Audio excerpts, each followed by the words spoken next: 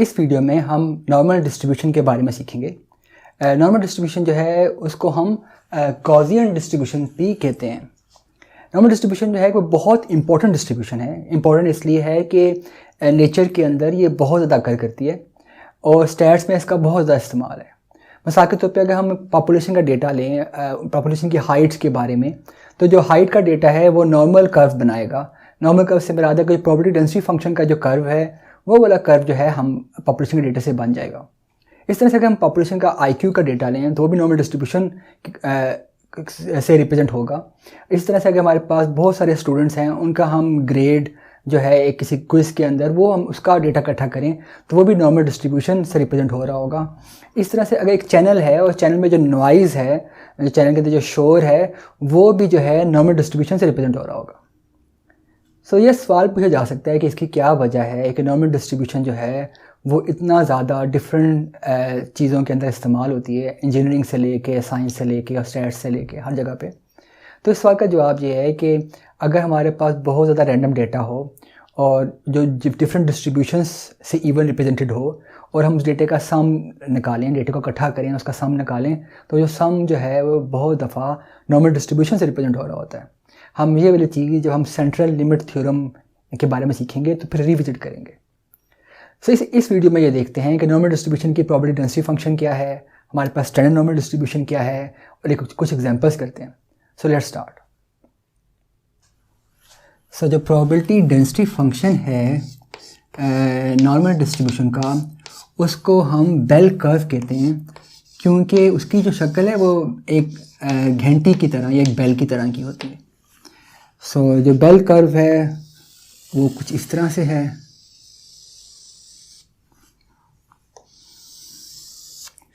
और जो bell curve का बिल्कुल दरमियान है वो जो है नॉर्मल डिस्ट्रीब्यूशन का मीन को रिप्रेजेंट करता है। सो ये जो है नॉर्मल डिस्ट्रीब्यूशन का मीन है, ये एक्सपेक्टेड वैल्यू आप कह सकते हैं। और ये जो है बेल कर्व जो है ये सिमेट्रिक है अलोंग मीन। इसका मतलब है मीन के इस तरफ वाला जो शेप है और मीन की उस तरफ वाली शेप है वो बिल्कुल सेम है मगर एक दूसरे का मिरर इमेज है। सो मीन के ऊपर आपने एक मिरर रखा हुआ है और ये वाला जो है एक दूसरे के मिरर इमेज है। सो जितना एरिया मीन के इस तरफ है उतना एरिया मीन के इस तरफ है। और क्योंकि जो टोटल एरिया है इस कर्व का वो 1 है, क्योंकि हर प्रोबेबिलिटी डेंसिटी फंक्शन का टोटल एरिया 1 होता है, तो इसका मतलब है कि हाफ एरिया ये और हाफ एरिया ये है। और इस कर्व की बहुत सारी प्रॉपर्टीज़ हैं, उनमें से एक इम्पॉर्टेंट प्रॉपर्टी ये है कि अगर मैं बेल कर्व से 1 standard deviation left and right जाऊँ, यानी इसका मतलब है कि ये वाला पॉइंट को मैं कहता हूँ कि ये पॉइंट है म्यू माइनस स्टैंडर्ड डेविएशन और ये वाला पॉइंट है म्यू प्लस स्टैंडर्ड डेविएशन।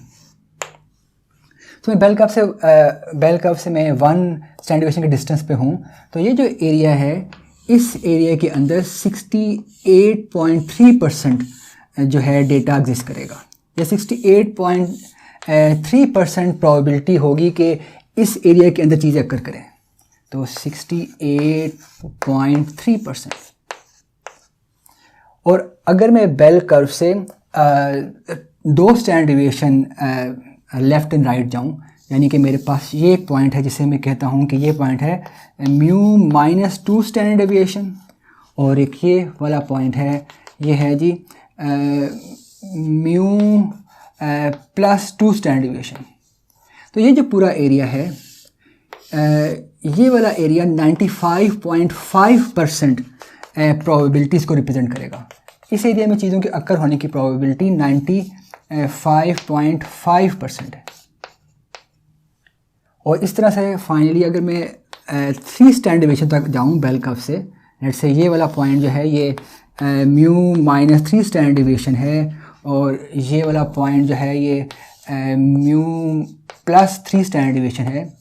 सो ये जो एरिया है 3 स्टैंडर्ड डेविएशन वाला ये है 99.7% जो है 99.7% जो है चीज़ें को इस एरिया के अंदर होंगी इस बेल कर्व के, या प्रोबेबिलिटी किसी चीज़ के अक्कर होने की 99.7% इस एरिया के अंदर होगी। अब ये जो बेल कर्व है क्योंकि ये सिमेट्रिक है, सो अगर हम कहें कि जी अगर ये मेरे पास जो है म्यू है और म्यू के इस तरफ का एरिया और इस तरफ का एरिया सेम है। सो इसका मतलब है कि अगर यहाँ से लेके यहाँ तक ये जो पूरा एरिया है ये जो है 68.3% है, देन जो ये वाला एरिया है ये कितना होगा? ज़ाहिर है क्योंकि ये कर्व सिमेट्रिक है तो ये एरिया 68.3% का हाफ होगा, तो ये एरिया अप्रॉक्सीमेटली होगा 34.15%। इस तरह से मैं आपको ये भी हम बता सकते हैं कि ये वाला एरिया कितना होगा, क्योंकि ये टोटल जो है ये 95.5% है, तो ये 95.5% का हाफ होगा। हम नॉर्मल डिस्ट्रीब्यूशन को दो डिफरेंट कैटेगरीज़ के अंदर डिवाइड करते हैं। सो ये हमारे पास नॉर्मल डिस्ट्रीब्यूशन है। हम कहते हैं कि जी एक कैटेगरी है स्टैंडर्ड नॉर्मल डिस्ट्रीब्यूशन,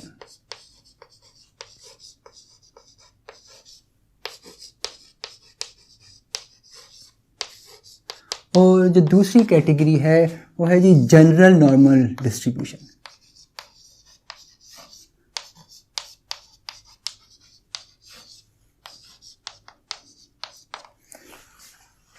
क्योंकि नॉर्मल डिस्ट्रीब्यूशन के हमेशा दो पैरामीटर्स होते हैं, एक पैरामीटर उसका है म्यू विच इज़ मीन, दूसरा पैरामीटर है variance. So in case of standard normal distribution हम जो इसका रैंडम वेरिएबल है वो z से रिप्रेजेंट करते हैं ताकि डिफ्रेंशिएट करने के लिए, और z के भी दो पैरामीटर्स हैं। पहला पैरामीटर हमारे पास है मीन, दूसरा पैरामीटर है वेरिएंस। तो जो मीन है स्टैंडर्ड नॉर्मल डिस्ट्रीब्यूशन का वो 0 होता है, और जो वेरिएंस है स्टैंडर्ड नॉर्मल डिस्ट्रीब्यूशन का वो 1 होता है।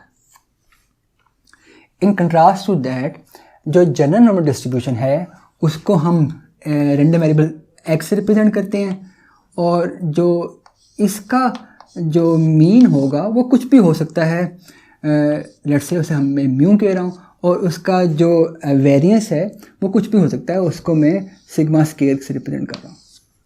सो अगर 0 और 1 के अलावा कुछ और हो तो वह जनरल है, अगर 0 1 है तो वह स्टैंडर्ड नॉर्मल डिस्ट्रीब्यूशन है। सो अब देखते हैं कि इन दोनों का जो प्रोबेबिलिटी डेंसिटी फंक्शन है वो क्या होगा। सो हम लिखते हैं जी प्रोबेबिलिटी डेंसिटी फंक्शन, पहले लिखते हैं जनरल नॉर्मल डिस्ट्रीब्यूशन का। सो वो है जी f of x equals to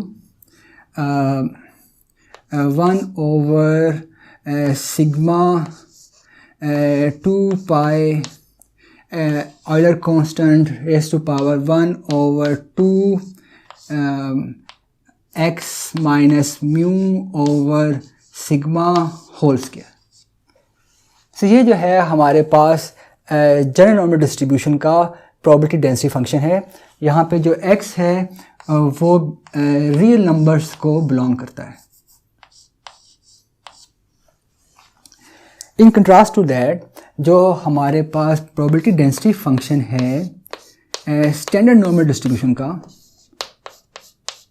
वो कुछ इस तरह से है। वो है जी f ऑफ z, क्योंकि हम इसे z से रिप्रेजेंट करते हैं ज़्यादातर, इक्वल्स टू 1/, क्योंकि इस केस में हमारे पास सिग्मा 1 होगा क्योंकि सिग्मा स्टैंडर्ड डिविएशन है, अगर वेरिएंस 1 है तो स्टैंडर्ड डिविएशन भी 1 होगा, तो हमने ये नहीं लिखा। 1/2 पाई माइनस 1/2 और z स्क्वायर। सो इसके अंदर, और z once again real numbers को बिलोंग करता है। इन दोनों को कंपेयर करके एक इम्पोर्टेंट बात का पता लगता है जो हम आगे काफ़ी ज़्यादा इस्तेमाल करेंगे, कि जो z है वो इस चीज़ के बराबर है, क्योंकि यहाँ पे हमने इस पूरी चीज़ को z से रिप्लेस कर दिया। इससे इम्पोर्टेंट बात ये पता लगती है यहाँ से कि जो z है is equals to x minus mu over sigma. और ये जो बात है ये बहुत इंपॉर्टेंट है, क्योंकि हम बाद में देखेंगे कि हमारे पास अगर स्टैंडर्ड नॉर्मल डिस्ट्रीब्यूशन हो उसको हमने जनरल नॉर्मल डिस्ट्रीब्यूशन में कैसे कन्वर्ट करना है, तो यूजिंग दिस इक्वेशन। और अगर हमारे पास जो है जनरल नॉर्मल डिस्ट्रीब्यूशन हो उसको स्टैंडर्ड नॉर्मल में कैसे कन्वर्ट करना है, once again using this equation. तो इस इक्वेशन का हमने आगे जो है ना काफ़ी ज़्यादा इस्तेमाल करना है। सो इससे पहले कि हम एग्जाम्पल करें, हम थोड़ी सी और प्रॉपर्टीज़ जो हैं नॉर्मल डिस्ट्रीब्यूशन की उनके बारे में डिस्कस कर लेते हैं। पहली बात तो ये है कि जो स्टैंडर्ड नॉर्मल डिस्ट्रीब्यूशन है उसका जो CDF है उसको हम फाई के सिंबल से रिप्रेजेंट करते हैं। वंस अगेन ये इसलिए है ताकि डिफ्रेंशिएट करने के लिए कि ये स्टैंडर्ड नॉर्मल है कि जनरल नॉर्मल है। सो अगर मैं ऐसे कहूँ जी फाई जेड, तो ये बेसिकली CDF है स्टैंडर्ड नॉर्मल डिस्ट्रीब्यूशन का। इन कंट्रास्ट टू दैट जो CDF है जनरल नॉर्मल का, उसको हम F से रिप्रेजेंट कर रहे होते हैं। सो इम्पोर्टेंट बात यह है कि अगर मेरे पास CDF की वैल्यू मैं पूछूं कि मीन पे क्या होगी, और mean standard normal distribution case के अंदर 0 है, इसी तरह से जो मीन जनरल नॉर्मल के केस के अंदर म्यू है, तो जो मीन के ऊपर CDF की वैल्यू होगी वो क्या होगी, वो हाफ होगी। वो हाफ इस तरह से होगी कि जो CDF की डेफिनेशन है वो कहती है कि जी पिछले सारी प्रोबेबिलिटीज़ का सम। सो अगर कोई मीन पे पूछ रहा है कि जी बताएं कि CDF की वैल्यू क्या होगी, इसका मतलब है पिछली सारी प्रोबेबिलिटीज़ का सम। और हमने थोड़ी देर पहले डिस्कस किया था कि जो ग्राफ का साइज़ इस तरफ है, जो एरिया है वो हाफ है, और ग्राफ का साइज़ का इस तरफ का एरिया हाफ है, क्योंकि ये सिमेट्रिक ग्राफ है। तो इसलिए इस वजह से जो है जो मीन के ऊपर CDF की वैल्यू, चाहे वो स्टैंडर्ड नॉर्मल हो चाहे जनरल नॉर्मल हो, वो हमेशा जो है ना हाफ होगी। इसी तरह से अगर हम आपसे कोई पूछे कि जी आपने CDF की वैल्यू निकालनी है, इसमें आप चाहे जनरल नॉर्मल हो चाहे स्टैंडर्ड नॉर्मल हो, दोनों के लिए ये रूल है, मगर मैं खाली स्टैंडर्ड नॉर्मल के लिए लिख रहा हूँ -x पे। तो हम ये कैसे निकाल सकते हैं? हम इसी वाले ग्राफ में अगर देखें, -x से मुराद है कि लेट्स से -x मेरे पास यहाँ पे एग्जिस्ट करता है। ये मेरे पास -x है। अगर ये उनके ग्राफ सिमेट्रिक है, मेरे पास इतने ही डिस्टेंस के ऊपर ना यहाँ पे जो है ना पॉजिटिव x पे एग्जिस्ट करेगा, somewhere may be here positive x पे एग्जिस्ट करेगा। और जितना एरिया ये वाला है, उतना एरिया जो है ना पॉजिटिव x के इस तरफ भी होगा। दोनों एरिया, क्योंकि सिमेट्रिक ग्राफ है, दोनों एरिया बराबर होंगे। मगर अगर कोई पूछे कि जी CDF ऑफ -x क्या होगी, तो उसका आंसर है कि जी पिछले वाला ये वाला सारा एरिया। और कुछ पूछे कि जी CDF ऑफ +x क्या होगी, तो उसका आंसर ये वाला एरिया नहीं है, उसका आंसर है ये वाला सारा एरिया।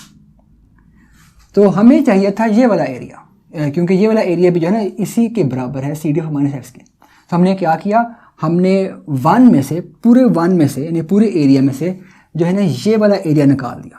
जब हमने पूरे एरिया में से ये वाला एरिया निकाल दिया, तो हमारे पास जो है ना ये वाला एरिया बच गया, विच इज़ इक्वल्स टू जो है ना CDF ऑफ -x। इसका मतलब है CDF of -x is equals to 1 minus CDF of x। इसको ऐसे भी देख सकते हैं कि CDF of -x plus CDF of x will be equals to 1। वो किस तरह से कि CDF ऑफ -x इस वाली लाइन के पीछे वाला एरिया हुआ, CDF ऑफ +x जो है वो इस वाली लाइन के पीछे वाला एरिया हुआ। और तो हमारे पास ये वाली चीज़ बच गई, मगर ये वाली चीज़ 2 दफ़ा काउंट हुई, और ये वाली चीज़ जो है ना इसके बराबर है। इसका मतलब है कि एट द एंड हमारे पास जो है पूरी का पूरा एरिया आ गया। अब हम एक एग्जांपल करते हैं स्टैंडर्ड नॉर्मल डिस्ट्रीब्यूशन की। इस एग्जांपल में हमारे पास एक स्टैंडर्ड नॉर्मल डिस्ट्रीब्यूशन गिवन है, और हमें 3 सवाल पूछे गए हैं। पहला सवाल ये है कि जो CDF की वैल्यू, क्योंकि CDF की वैल्यू से पता लगी है कि जो फाई है वो CDF को रिप्रेजेंट करता है, तो CDF की वैल्यू जो है वो 2.53 पे क्या होगी। दूसरा सवाल पूछा गया है कि क्या प्रोबेबिलिटी होगी कि जो Z है वो इन दोनों इस रेंज के अंदर हो। और तीसरा सवाल है कि क्या प्रोबेबिलिटी होगी कि जो X है वो इस ख़ास नंबर से छोटा हो। हम इन सवालों के जवाब जो है वो इंटीग्रेशन से हल कर सकते हैं कि हम शुरू करें जो प्रोबेबिलिटी डेंसिटी फंक्शन है स्टैंडर्ड नॉर्मल डिस्ट्रीब्यूशन का, उसको इंटीग्रेट करें और इन सवालों के जवाब निकालें। मगर लकीली हमें ऐसा नहीं करना पड़ता, क्योंकि स्टैंडर्ड नॉर्मल डिस्ट्रीब्यूशन इतनी ज़्यादा वाइडली इस्तेमाल होती है कि लोगों ने सारी प्रोबेबिलिटीज़ का जो है जवाब निकाल के एक टेबल बना लिया है, जिसको हम कहते हैं स्टैंडर्ड नॉर्मल डिस्ट्रीब्यूशन का जो है CDF का टेबल। वो जो टेबल है उसके अंदर जो रोज़ हैं उनके अंदर जो है ना 1 डेसिमल तक नंबर्स होते हैं। मिसाल के तौर पे यहाँ पे होगा 1, यहाँ पे होगा 1.1, यहाँ पे होगा 1.2, इस तरह से यहाँ पे 2 होगा, फिर होगा 2.1 और सो। तो यहाँ पे 1 डेसिमल तक नंबर जो है ना वो रोज़ में है, और जो कॉलम है इसमें जो है सेकंड डेसिमल के नंबर्स होते हैं, यानी कि यहाँ होगा 0, यहाँ होगा 0.01, यहाँ होगा 0.02 और सो ऑन। सो अगर हमने इसका आंसर निकालना है तो हम पहले क्या करेंगे कि जो 2.5 है उसको रो में देखेंगे। तो जो 2.5 वाली रो है, अज्यूम करें वो यहाँ पर है, हम उस रो पे जाएंगे, फिर हम जो है 0.03 कॉलम में देखेंगे। तो यहाँ होगा 0.03, तो हम इस कॉलम में देखेंगे और ये जो रो और कॉलम जहाँ पे मीट करेंगे, तो लेट्स से वो ये वाला पॉइंट है, तो ये वाले पॉइंट पे जो वैल्यू लिखी होगी वो वाला इसका आंसर होगा। सो मैं आपको भी स्क्रीन के ऊपर इसका जो है CDF का टेबल भी दिखा रहा हूँ। उस पर मैंने जो है कॉलम और रो को जो है वो मार्क भी कर दिया है दिखाने के लिए कि हम किस तरह से वैल्यू निकाल सकते हैं। तो आप देख सकते हैं कि जो हमारे पास इस जगह पे जहाँ पे 2.5 वाली रो और 0.03 वाला कॉलम मिलते हैं, वहाँ पे वैल्यू लिखी हुई है 0.9943। इस वजह से ये जो पहला सवाल है इसका जवाब आएगा, क्वेश्चन नंबर A का जवाब आएगा कि जी CDF on 2.53 is equals to 0.9943। इस तरह से हम टेबल इस्तेमाल करके बाकी सवालों का जवाब भी आराम से निकाल सकते हैं। सो जो क्वेश्चन नंबर B है इसका जवाब कैसे निकलेगा। सो जो B है उसमें वो पूछ रहा है कि जी प्रोबेबिलिटी, इसमें CDF के बारे में नहीं पूछ रहा, मगर हम इसके अंदर भी CDF का इस्तेमाल कर सकते हैं। कह रहा है कि जी Z से और 2.15 तक हो। हमें पता है कि जी इसको हम ऐसे लिख सकते हैं कि equals to CDF of 2.15 minus CDF of 1.32। So इस तरह से भी हम इसका आंसर निकाल सकते हैं। फिर हम इस वाली चीज़ को टेबल में देखेंगे, पहले इसको रो में देखेंगे और फिर 0.05 को कॉलम में देखेंगे और हमारे पास इसका आंसर आ जाएगा। इस तरह से इस वाले को भी हम टेबल में देखेंगे, पहले 1.3 को रो में देखेंगे और फिर 0.02 को कॉलम में देखेंगे, हमारे पास इसका आंसर आ जाएगा। और फिर फाइनली हमारे पास जो इसका आंसर है वो टेबल की मदद से आराम से आ जाएगा। इसी तरह से जो पार्ट C है हमने उसका आंसर निकालना है। पार्ट C के अंदर हमारे पास एक जो है नेगेटिव वैल्यू गिवन है और जो टेबल है हमारे पास जो टेबल है हमारे पास स्टैंडर्ड डेविएशन का CDF का, उसमें खाली पॉजिटिव x की वैल्यूज़ हैं, यहाँ पे कोई नेगेटिव वैल्यू नहीं है।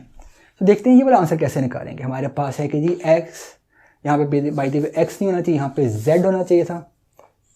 तो यहाँ हम कहेंगे जी z is less than equals to -1.37। मैं इसको आराम से ऐसे लिख सकता हूँ कि जी फाई -1.37। मगर मसला ये है कि जो हमारे पास जो CDF का टेबल गिवन है स्टैंडर्ड नॉर्मल डिस्ट्रीब्यूशन का, उसमें खाली पॉजिटिव वैल्यूज़ हैं, नेगेटिव वैल्यूज़ नहीं हैं, सारे यहाँ पे पॉजिटिव वैल्यूज़ हैं। सो इसको हम क्या कर सकते हैं कि हम इसको ऐसे लिख सकते हैं कि ये इक्वल्स टू होगा 1 माइनस 5 प्लस 1.37। अब हम टेबल से इसकी आंसर निकाल सकते हैं और हमारे पास जो है इसका आंसर आ जाएगा कि क्या प्रोबेबिलिटी है कि z जो है लेस देन इक्वल्स टू -1.37 हो। तो यहाँ पे हमारे पास इसका आंसर आ जाएगा। सो इस लेक्चर में इतना ही है। नेक्स्ट लेक्चर में देखना ये है कि अगर हमारे पास एक जनरल नॉर्मल डिस्ट्रीब्यूशन हो तो उसको स्टैंडर्ड नॉर्मल में कैसे कन्वर्ट करना है, और अगर हमारे पास स्टैंडर्ड नॉर्मल डिस्ट्रीब्यूशन हो तो उसको हमने जनरल नॉर्मल में कैसे कन्वर्ट करना है। उसके लिए हम वही क्वेश्चन जो हमने यहाँ पे लिखी थी थोड़ी देर पहले, हम उसका इस्तेमाल करेंगे। So stay tuned.